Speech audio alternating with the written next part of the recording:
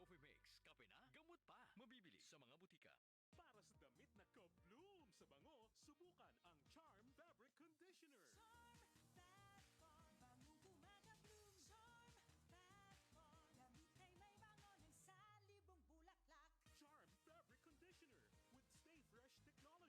Damit ay ka-bloom sa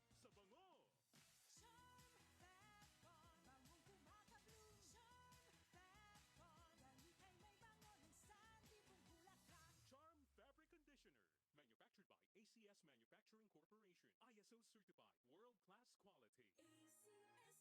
Sunfone Vitamin C, ang alkaline na vitamin C. Ako nga pala si Herina, mayroon akong UTI. Sinubukan ko ang Santon Vitamin C at laking gulat ko dahil naging okay na aking paghihi. Subukan niyo rin ang Santon Vitamin C. Sunfone Vitamin C, ang alkaline na vitamin C. Mabibili sa pinakamalapit na butika sa inyong lugar. Come to the 2024 World Congress entitled Family Life and New Technologies by the International Federation for Family Development, or IFFD.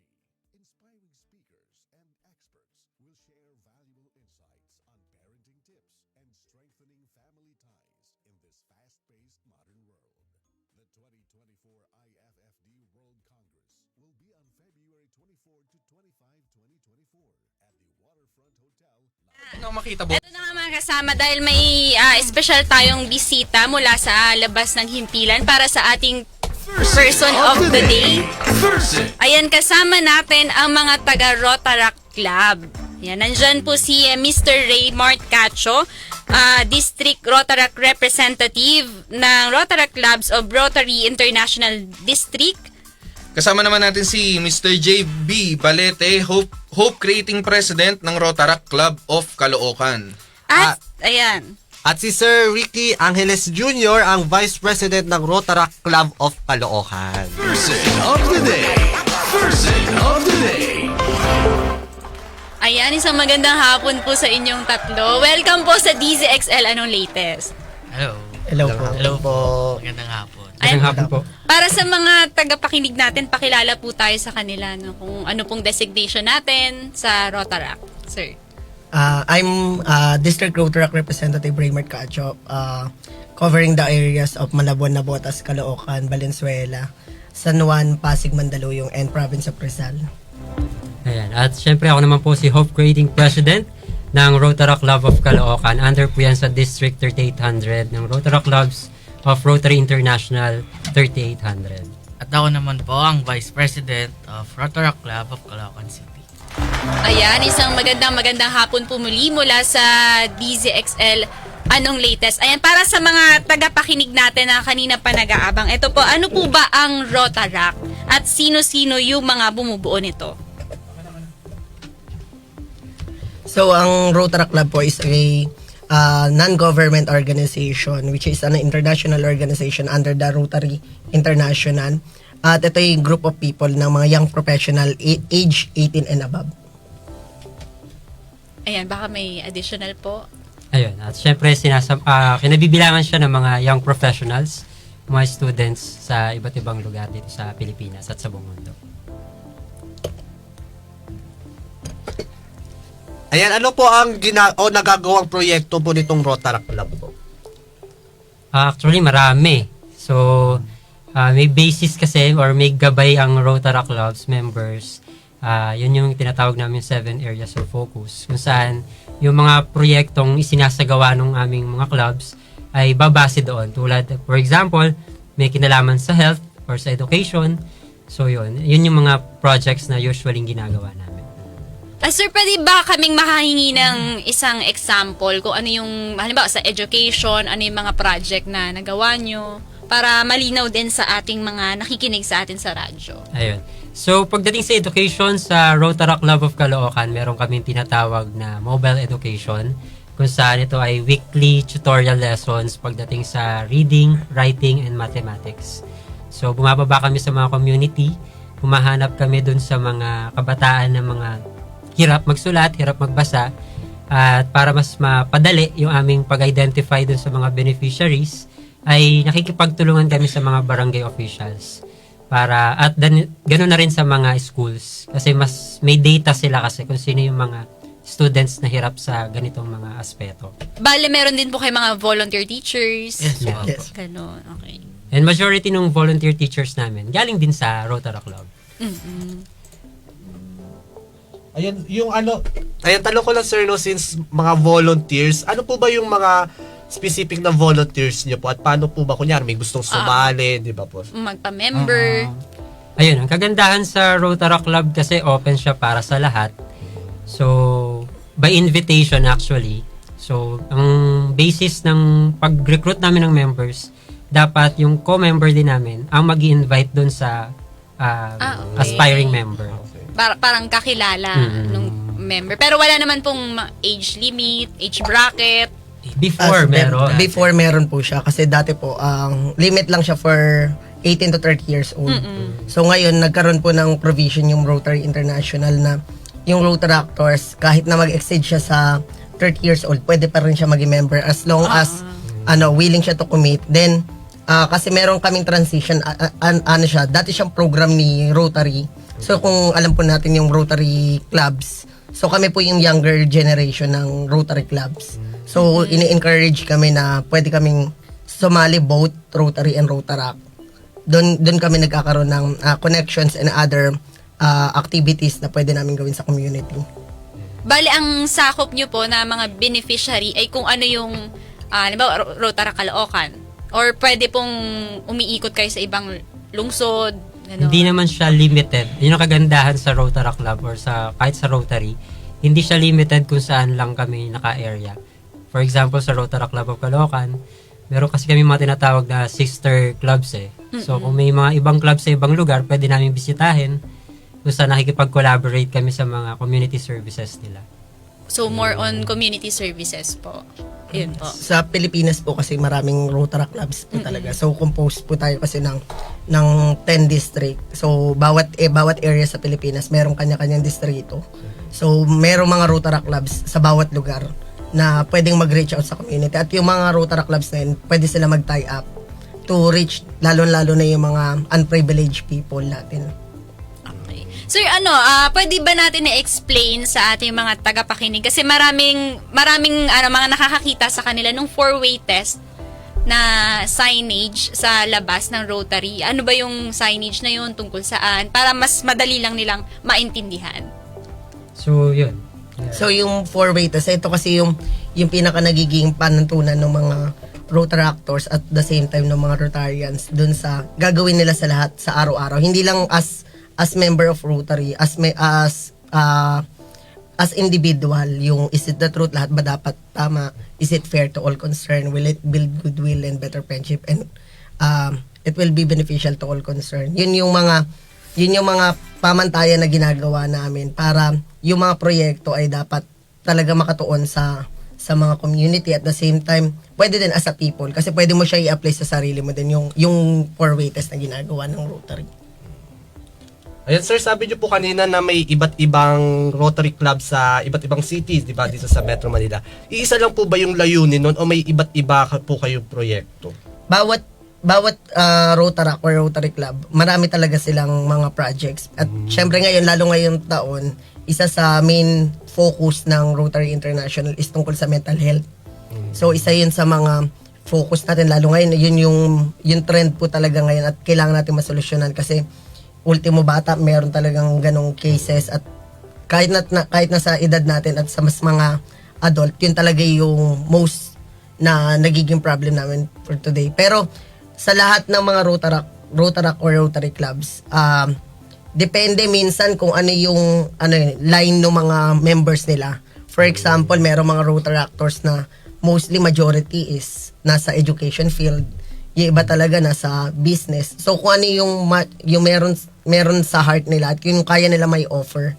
Hindi naman kasi monetary lang ang kaya i-offer ni Rotary at ni Rotaract. Pwedeng magbigay sila ng life skills, pwede sila magbigay ng consultation and all. Yun. Ayan sir, sa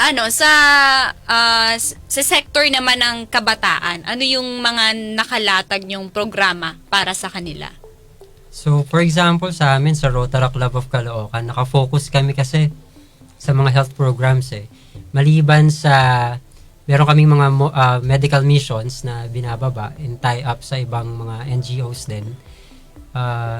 Ang the best na nakita kong proyekto ng Rotaract Club of Caloocan ngayon is yung Once Upon a Time, a holistic learning sequel. Ito yung kung saan nagpunta kami sa isang school, to be specific, yung Almario Elementary School sa Manila. Sila yung beneficiary namin ng gumawa kami ng isang programa kung saan nagki-create kami mismo ng mga learning materials para dun sa mga kabataan na hirap magbasa at magsulat or hirap din sa mathematics. Ito pala, tanong ko lang. Sabi niyo po kanina ay parang hindi kailangan i-recruit ng member ng nasa Rotaract para makapasok. Paano po yung mga willing talaga? Halimbawa, meron kayong event na ginawa, tapos may na-inspire kayo na kabataan, paano po sila sasali sa inyo? Okay, maganda nga yung ganung tanong, no? Kasi marami talaga minsan willing, pero nahihirapang makapasok, especially sa Rotary or sa Rotaract. Ang ginagawa namin sa amin sa Rotaract Club of Caloocan, ang culture namin, ini-invite namin sila. So, ini-invite namin sila para makita nila yung culture ng club, makita nila kung paano kami gumagawa ng projects, makasama sila kung paano mag-create or mag-organize. Para pag talagang, kasi minsan natutuwa lang kasi sila na, wow, ganun pala mag-project sali kami. Pero pag nakita na yung culture, medyo nag-iiba kasi sila, hindi nila alam na sila pala mismo yung gagawa nung pag-organize ng project. Yung proseso. So, ginagawa namin, pina-experience muna namin sa kanila. So, after nung ilang sessions, kapag talagang willing pa sila, doon nag-start ngayon yung part namin na mag-orient na para sa mga new members. Parang lang po, parang kapag in-invite nyo sila, magkakaroon ng seminar, ganun, para experience sa kanila. Ang tawag po namin doon is Rotaract 101. Kumbaga, ano ba yung basics ng Rotaract? At the same time, meron din kasing mga Rotaract clubs sa district namin sa 3800 na active din yung mga Facebook page. So, pwede sila mag-message doon na mga Rotaract clubs na malapit sa kanila, especially nandito sa San Juan. Meron tayong mga Rotaract clubs dito sa San Juan and other areas na coverage ng District 3800. So, pwede sila mag-message doon. Then, doon pwede na mag-start yung invitation. Attend ka sa ganitong activity namin. Then, doon na nila makikita yung, yung brighter side ng pagsali nila sa organization na to. So, maganda siya para sa side ng mga kabataan, no? Kasi na-enhance yung kanilang leadership skills, di ba? Parang may experience sila kung paano mag-handle na ganitong event, yung mga ganitong seminars, or yun nga, mga event, may leadership skills na bubuo doon sa kanila. Ayun, sir, etong End Polio Campaign, ano naman ito? Yung End Polio Campaign, isa to sa program ni Rotary talaga.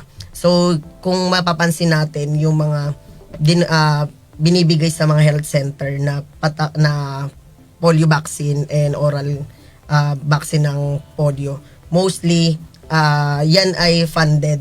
Yung funded yan ni Rotary. Every donation na binibigay ng mga Rotarian sa Rotary Foundation, yan yung parang nagbubuo, yung nagsusupply ng gamot para sa buong mundo, hindi lang sa Pilipinas. Kasi ngayon sa buong mundo, isang bansa na lang yung may polio cases. So dati, 20 years ago, ang Pilipinas ay merong polio cases. Ngayon, eradicated na yung polio sa Pilipinas through the help of End Polio Campaign. Then, kasi nag-start din to sa isang first Filipino Rotary President na sa Rotary International.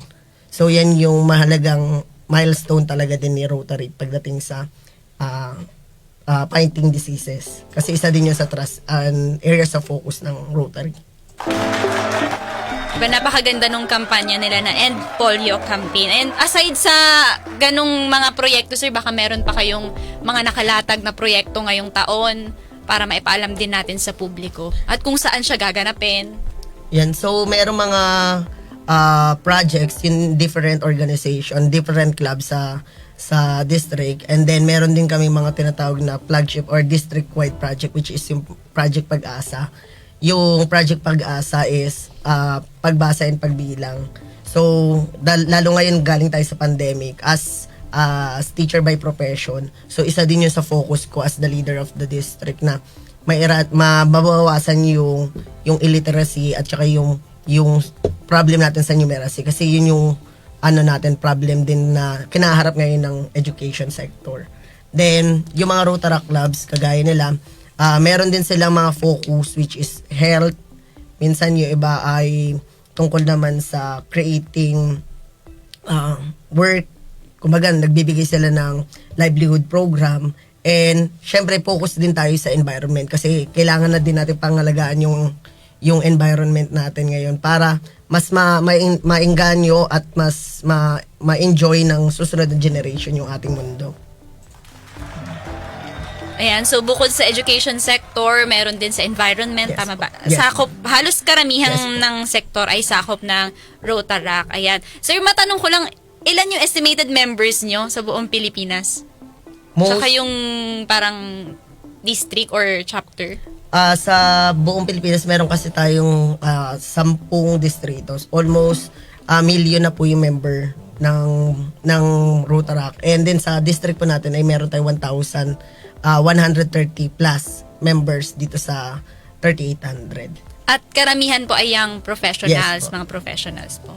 And meron din po kami mga student kasi meron kami mga school-based club na meron din yung under naman yung mga interactors naman. Ito naman mga high school student. Kumbaga sa generation by generation, kumbaga nag-start sa high school student, then sa Rotaract which is young professional, and then later on pwede maging member ng Rotary. Yan siya.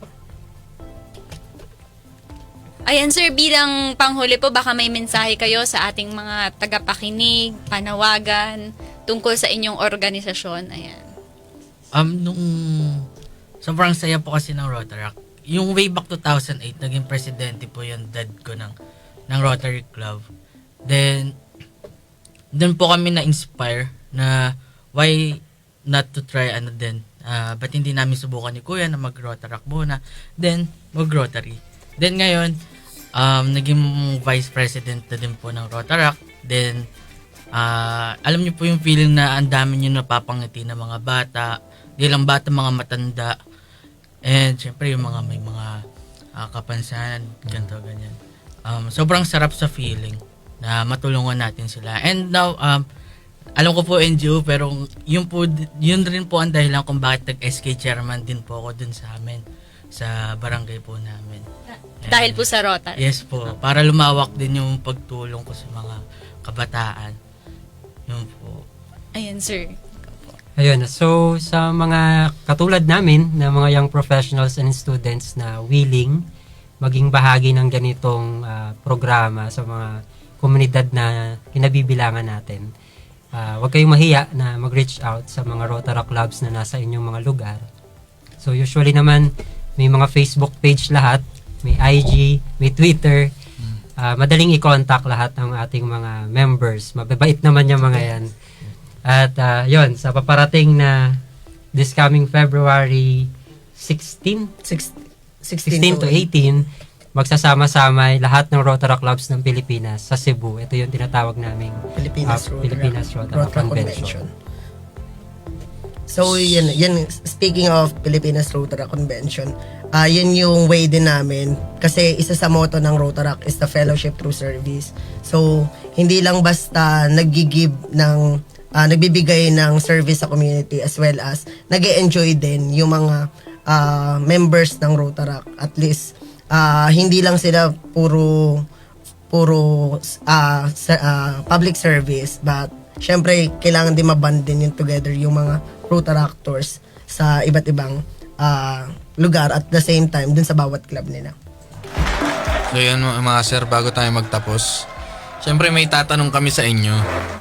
Kasi may tanong of the day kami dito every Saturday. At ito po yun, bilang mamamayang Pilipino, ano ang maiaambag nyo sa bagong Pilipinas? Kasi pinag-uusapan namin kanina yung tungkol sa bagong Pilipinas na nilaunch noong linggo ng administrasyon ni Pangulong Marcos. So ito yung tanong of the day namin na sinasagot ng mga listeners namin every Saturday. At bilang nandito na rin naman kayo, and tinatanong namin din sa inyo yung tanong of the day na bilang Pilipino, ano ang maiaambag nyo sa bagong Pilipinas? Nako, malaking tanong yan. Pero syempre bilang Pilipino kasi, di ba, dapat kahit mapabago, mapalumang anumang slogan ang gamitin, bilang mamamayan, dapat matuto tayong sumunod sa batas eh. Doon nagsisimula eh.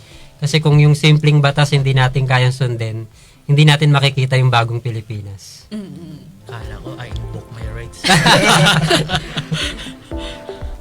Sir. Okay na ako, yun din sagot ko eh.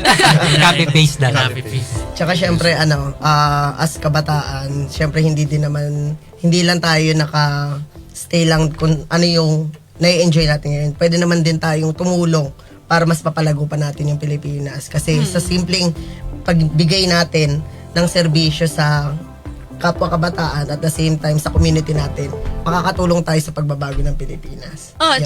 tsaka tulad ng Rotaract, 'di ba? Kahit nung lumang Pilipinas pa, Yes. tumutulong na. Yes. So, until now sa bagong Pilipinas, sure naman na dadalhin niyo yung inyong mga advokasya, 'di ba? Hanggang dito sa bagong Pilipinas. And maraming salamat po sa inyong mga oras. Baka may habol pa kayong tanong. Wala na. Okay. Wala na.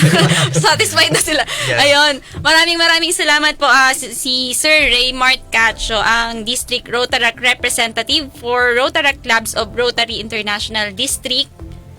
Si Mr. JB Balete, ang Home Creating President ng Rotaract Club of Caloocan. At si Ricky Angeles Jr., Vice President ng Rotaract Club of Caloocan. Ayan. Maraming salamat po sa oras nyo dito sa DZXL. Anong latest?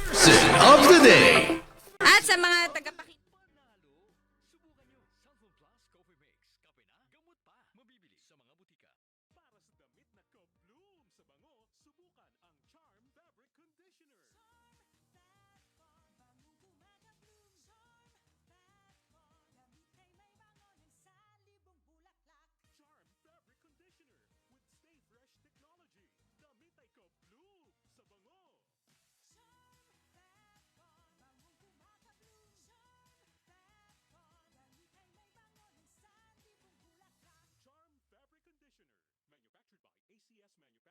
Manufacturing Corporation, ISO certified, world-class quality. Sunfone Vitamin C. Ang alkaline na vitamin C. Ako nga pala si Herina, mayroon ako UTI. Sinubukan ko ang Santon Vitamin C at laking gulat ko dahil naging okay na aking paghihi. Subukan niyo rin ang Santon Vitamin C. Sunfone Vitamin C. Ang alkaline na vitamin C. Mabibili sa pinakamalapit na butika sa inyong lugar. Come to the 2024 World Congress entitled Family Life and New Technologies by the International Federation for Family Development, or IFFD. Inspiring speakers and experts will share valuable insights on parenting tips and strengthening family ties in this fast-paced modern world. The 2024 IFFD World Congress will be on February 24 to 25, 2024 at the Waterfront Hotel, Lahog, Cebu City. Register now through www.iffd.org and the 2024 IFFD World Congress page on Facebook. See you in Cebu.